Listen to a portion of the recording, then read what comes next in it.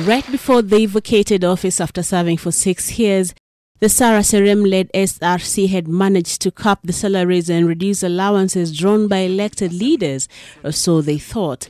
The recommended and indeed approved remuneration structure for state officers for the period 2017-2022 is anchored on the comprehensive job evaluation that was undertaken in 2013. The Parliamentary Service Commission, long aggrieved by the SRC's setting of salaries for state, has successfully halted the SRC from implementing the pay and allowances cut. Under the new guidelines from the SRC, the MPs and senators had had their salaries slashed from an initial 710,000 shillings a month to just 621,000. They had also lost a number of allowances that had initially pushed their salaries to over 1 million shillings per month. The bigger cry from the people, and probably even from all of you as Kenyans, that there is absolutely no reason why both the Senate and the National Assembly members should earn a salary and at the same time draw sitting allowance for the plenary sessions. Otherwise, there will be many sitting and standing and walking allowances.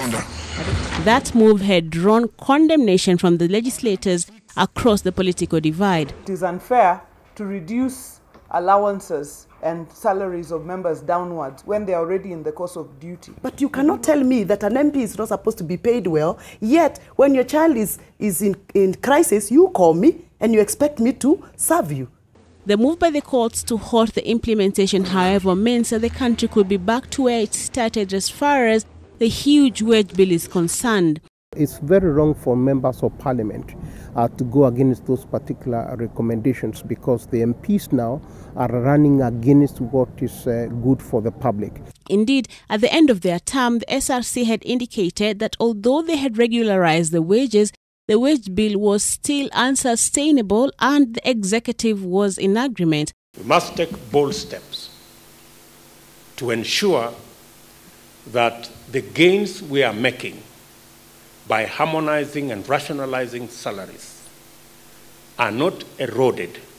But the policy analyst says the country's wage bill problem is not just confined to the members of the august house. Greed running as a culture in this society.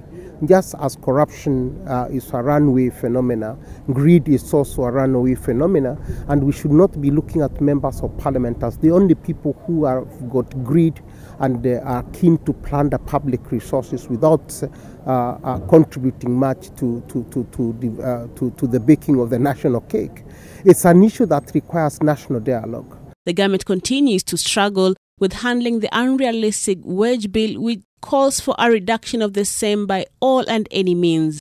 Currently, the government spends over half of its revenues on wages, and the situation is expected to get even worse, with the amount spent on wages projected to rise to an unprecedented 650 billion shillings in the next financial year. Brenda Wanga, NTV.